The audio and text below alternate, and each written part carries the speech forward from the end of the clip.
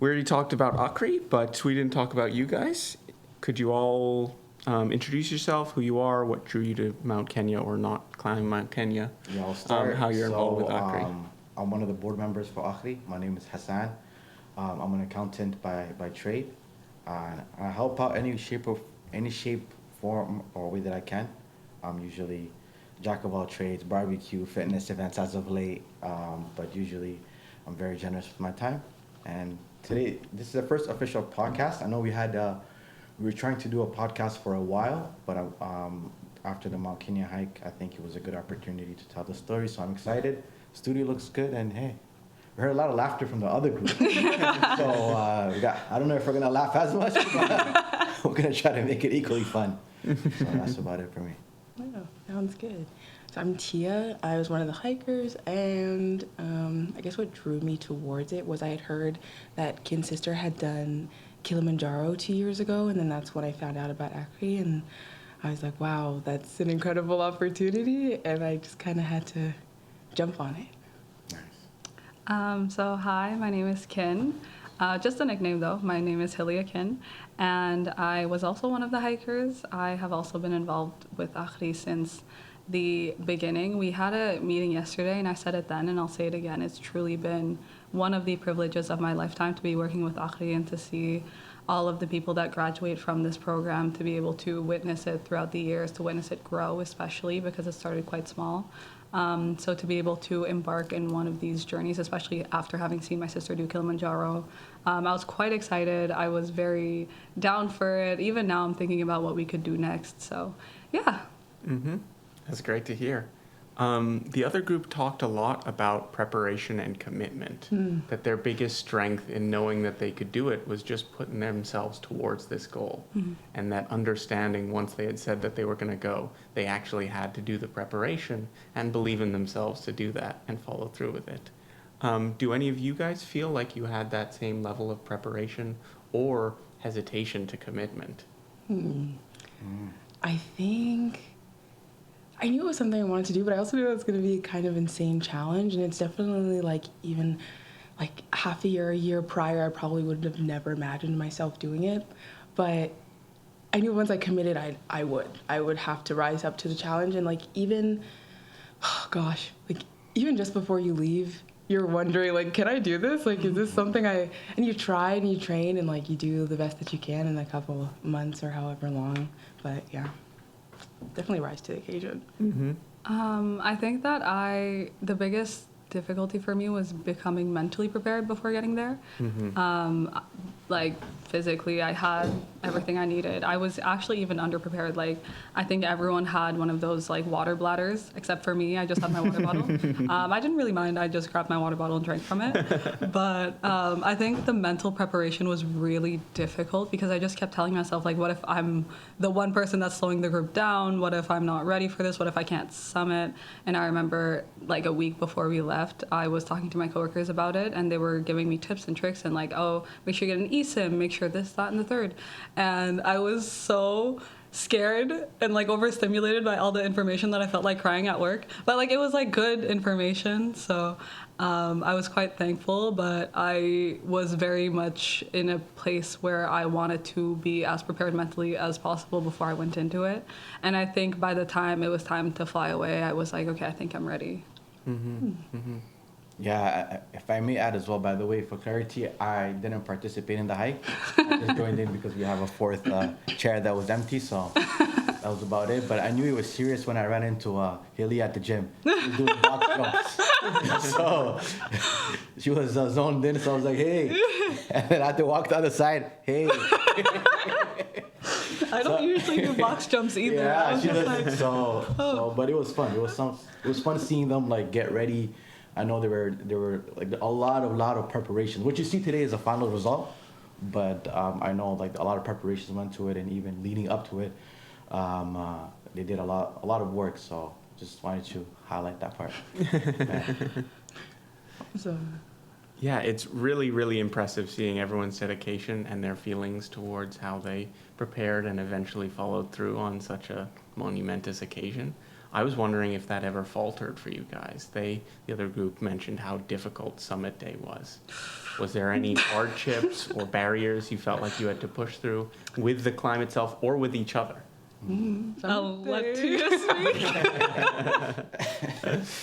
Summit day was rough. Thankfully, I don't think we had any barriers with each other. Like, everybody got along great. I think we're all just really chill people, easy to get along with, go with the flow kind of people. But for myself, I was on like the lowest dose of altitude medication, and I definitely needed to be on the highest. I got altitude sick, so like the night before I was sick, and then the hike starts at 2:30 in the morning in the dark, and I was not feeling well. And then like you're not hungry. We don't eat before we hike. We have breakfast after like 8 kilometers, so 4 up, 4 down, and then I was sick at the summit, like at the very top, and then we took group photos, and one of the porters who was helping me the entire time was wonderful.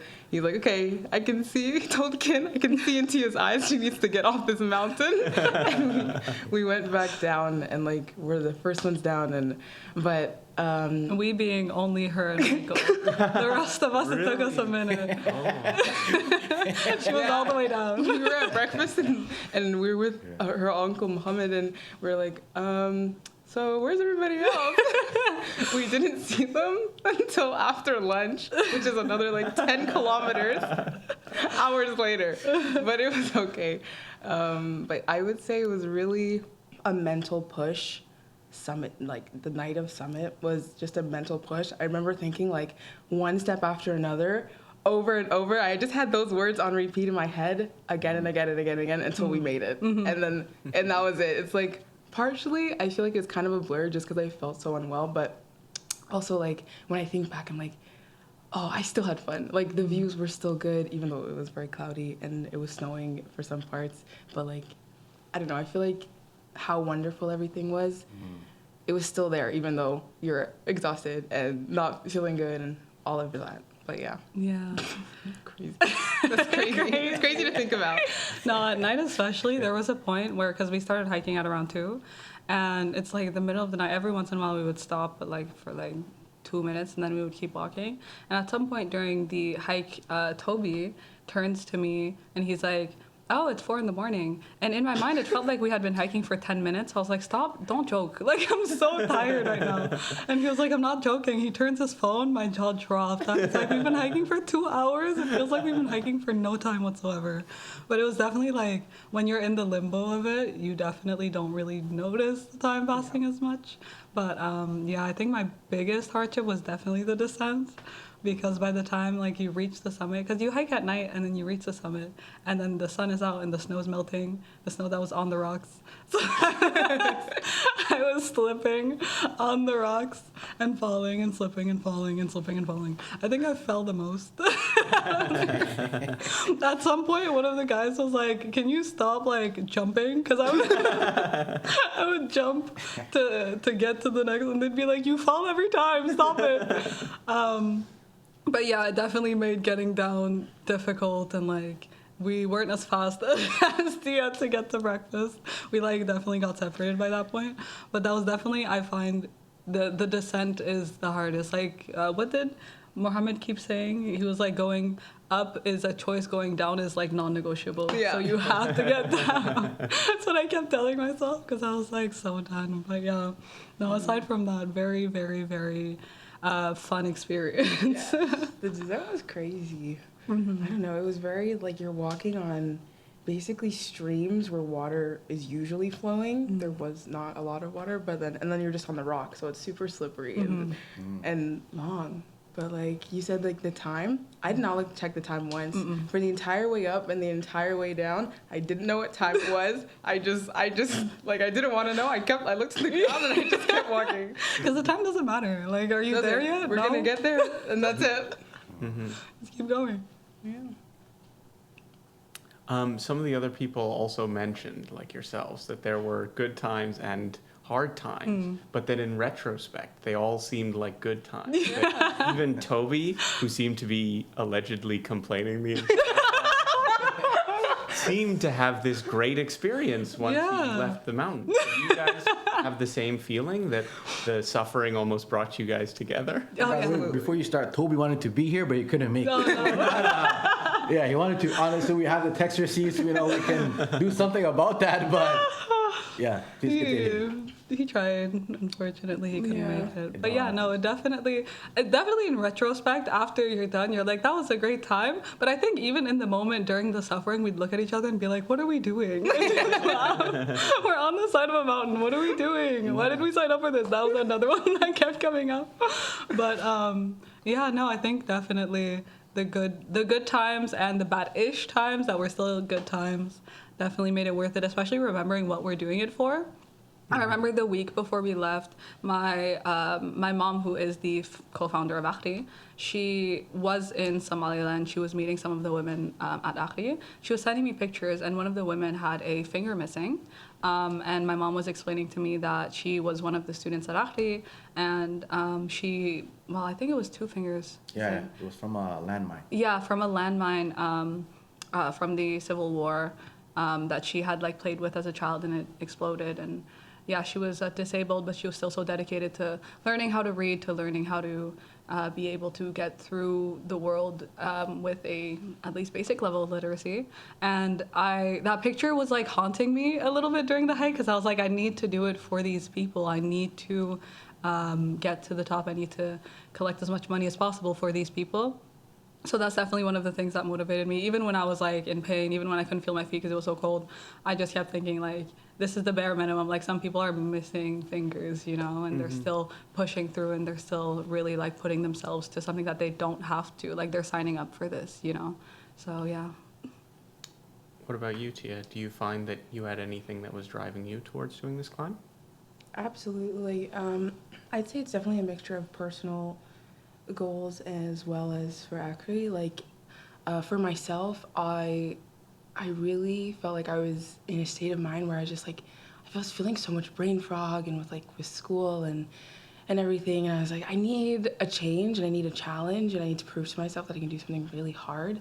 So it was definitely partially that, but truly I believe in how powerful literacy is, and how powerful knowledge is, and what you can do with it when you have that opportunity. So being able to raise money and being able to do something hard myself to encourage people to support these women and these girls who are doing something outside of their own comfort zone, something that they never got the opportunity to do, was definitely a driving factor. Mm-hmm. Interesting. And I want to speak a moment about your relationships on the mountain. I know you were quite close with each other before you hiked. Did you felt you grew any bonds with the people that you climbed with that you maybe hadn't gotten to know so well, or even other people that you hadn't known before? Maybe some of the people who helped you climb, some of the family members of people who helped you climb, or even the people before or after that were pushing you forward. Absolutely. I feel like we definitely all grew closer. Even just with Tia, I remember before we left, we were like, this is going to make or break our friendship. Either we're going to hate each other by the end of this, or we're going to be super close. And I find we're a lot closer now. I agree. But yeah, with the other hikers as well, obviously, we had met them before. We did a practice hike at Mont Tremblant, but it was very different being on the mountain and, having to go through this very difficult experience together. It definitely brought us all a lot closer, I find. Because, when you're on the mountain, you have to obviously, discuss for 14 hours while you're hiking, but also, you have to discuss, your bowel movements. You have to discuss so many things, how sick you feel. Yeah. You're checking in on each other all the time. So it's when you have to discuss those types of things, it brings you closer. I love the transparency. Yeah. It's all shared. We need to make sure we're not dying, so we have to check in on each other. But it definitely brought us closer. And to the guides as well, the porters, they were so kind, and they were constantly checking in on us. And I remember even the first day when we were hiking to base camp, I was hiking with one of the porters named Jackson, and we were just talking. I think it was for an hour straight of me asking oh, what is this plan? What is that plan? At some point he started quizzing me back, and I was like, it's a quiz now. So I started retaining some information, but it was really interesting being able to talk to them at some point.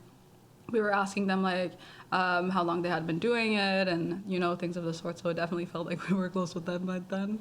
But yeah, and especially when it came to just everything. I feel like we were brought a lot closer. I have to agree. I feel there's definitely like that getting to know each other in the Yeah. Mont Tremblant hike, but like in Kenya, I feel like we stayed with Kin's aunt and uncle, and like even them, it was so nice to get to meet and like have conversations with them and get to know them, especially Kin's uncle climbed with us, and he's super supportive. Like when we were together for some of the descent, and like, I don't know, I feel like you can't go through this experience without getting closer to people, because like you're all going through the same thing, and then even especially after the hike, you all went through this thing that only really you understand exactly the experience that you went through. So that's definitely bonding. I have to give a shout out to David. He's one of the porters, and he at some point he's like, "Okay, give me your bag on summit day," because I was just going through it, and he was offering me like honey lemon ginger tea. That's all we drank. That's what we drank in the morning. That's what we drank on the way out. That's what we drank when we summited. Like that is the drink. If you're going through anything, have some honey lemon ginger tea. At some point, I kept falling and my leg was hurting, and they were like, "Would you like some honey lemon ginger tea?" I was like, "No." Pour it on the leg. It's a cure-all. It's a cure-all. But it did make your soul feel better. Like you felt more calm after. Yes, yeah. Definitely. It is good. And it's very comforting to have that kind of support, even from the porters and each other. Especially Toby. Toby was always like, "Tia, you good? How you doing?" And I was like, he was so sweet. He's like, "Yeah, I'm great." Like, trying not to throw up. But I'd yeah. like to see a quick shout out to Muhammad, who's also absolutely. Oh my gosh. Referred to also as Uncle Mo. He has a lot of names, but he's the mastermind behind all of this. He's the one that helped out everybody from all the little legalities to getting to Kenya, booking the trips, even booking the safari, everything A to Z. I wasn't present, but in the group chats, he's somebody that likes to work behind the scenes, Very organized. but very, very organized. No, big shout out. Also, big shout out to Haba Rahma Muse, who hosted us. But not only that, like she was constantly like making sure we had everything when we were getting ready for the hike. When we came back from the hike, she was making sure that all of our stuff got cleaned on time, that all of our stuff was, organized. She hosted all of us. She fed all of us. So, no, definitely Haba Rahma up to Muhammad. Carry. She was this working trip. overtime. Oh, Oh my yes. gosh. They're just so kind. So like, sweet. And it's not even like just natural, like just this very natural generosity. So, big shout out. Wonderful hosts. So I'm sure there's plenty of people in our audience, myself included, who believe they could never do something like this. What would you like to say to them? I'd say you can. You can. You can. I was that person too. I was like, I remember when Hannah did Kilimanjaro, and I was like, I'd love to do something like that, but I don't think I'm that kind of person. But then I think it's definitely a mindset thing. If you keep telling yourself you're not going to be able to do something, you're going to be stuck there. But if you tell yourself, even if you don't believe it, say it anyways. Oh, like I can do that. This is something I can achieve. That repetition, it will grow on you, and like you will internalize it. So, and then even as you start preparing, you start feeling better about what you like, the task up ahead, and you just have to push through the doubt. It's absolutely a mindset thing. Yeah. What would you say? Absolutely. I've also find when it comes to these big hikes, people are constantly, like the porters are constantly checking in on you. If you have like a group as good as we did, then we're constantly checking in on each other. And also, I was speaking to someone recently, and they were like, no, I'm too old to do these things. And I was like, no, my uncle was on the hike as well. And he's a beast. He's like constantly doing hikes. So I wouldn't say he's the standard either. But it's like, I wouldn't count yourself out. It's definitely something that if you put your mind to it, it's achievable. It's definitely doable. And if you're doing it for a good cause, you have something that pushes you forward. But no, don't count yourself out.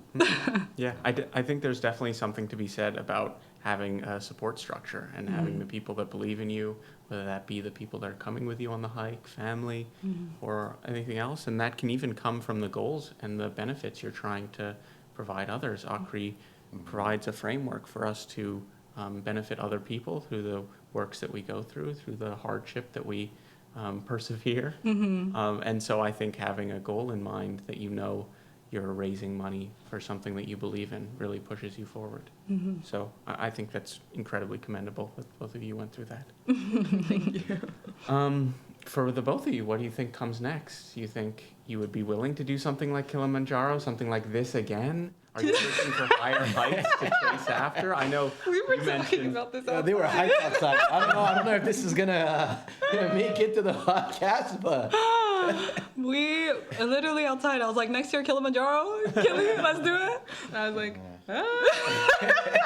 especially because during the hike, Yasin kept saying, "This is harder than Kilimanjaro," and I was like, I don't believe you. I need to do Kilimanjaro to be able to tell. Right?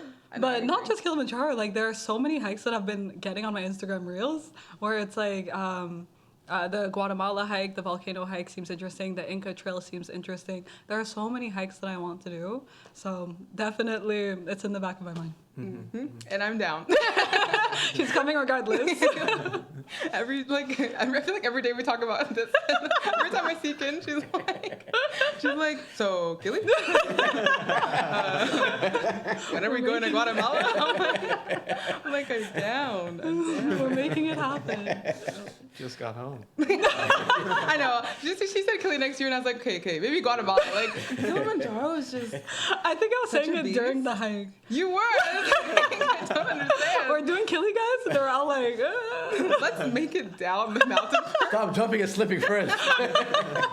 There you go. I'm gonna be doing it on Kili, jumping and slipping. Oh, there's some parts you can't slip. So steep. No, it was genuinely, some parts were so scary, especially near the summit. I was just saying that I'm glad there was so much fog, and we did it like in May when there was a lot of fog, because if we could clearly see how far up we were, It'd be terrifying. terrifying. some Just point. like the distance we could see was terrifying. Right? You know, Joshua, one of our guides, we're getting towards the top, and it's pretty snowy at this point. Pulls out an ice pick. I know all of us were like, When he pulled it out before we started hiking, I was like, "What is that for?" And we get closer, he pulls it out. I'm like, "What are you gonna do with that?" He starts testing it. I was like, okay, it's time to lock in. Let's focus up. Okay. Scary, but it was fun. But good. Surprisingly less scary than I thought. I don't know. Yeah. Maybe I was just so zoned in. Yeah, from, I think you were. I think I was so zoned in that fear was just at the back of my mind. He's step here. I'm like, okay. Fear was on the front of my mind. I was like praying the entire time that we were. What was it called? The area? Devil something? I don't remember, Near but I the don't top. like that. And I think it was Emil that turned to me and was like, "This is the devil's whatever." I was like, "You're making it worse." Oh, I remember. I don't remember what it's called, but I remember that. Oh gosh. Anyway, Yeah. fun. Yeah. But yeah, there are definitely plans in the future Yeah. to I do forgot the original question. to do something of the sort. It'll be a great time as well. Hopefully, less ice picks. The ice pick made a mention in the first so really a implant in everyone's hearts that one moment. Yeah. Absolutely. I think we're coming up to the end here. Is there anyone you guys wanted to shout out or anything about AKHRI you guys wanted to How mention? many minutes are we? We're at 55 minutes now. Okay. We're just coming up to the end. Oh, maybe it'll be yeah. Well, go ahead, and then I'll add on maybe a question. I mean, I already did my shout outs, but I'll do it again to Abdul Mohammed and Habur Ahmad. They definitely carried us through. And not only the hike, but when it came to everything else, like in Kenya, I remember Tia and I had arrived before the boys, and they were like, "Let's get you your SIM cards. Let's get you settled in. Let's make sure you understand how," because they have a version of e-transfer over there called M-Pesa.